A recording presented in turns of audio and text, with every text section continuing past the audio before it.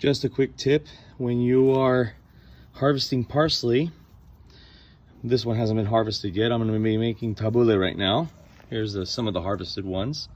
Nice bright green. But when you're harvesting parsley, there are secrets into it.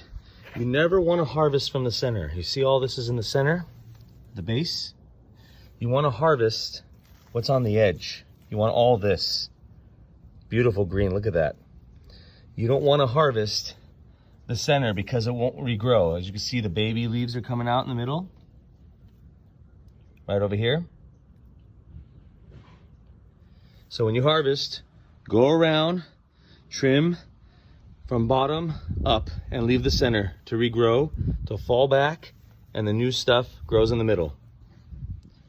Happy gardening, everyone.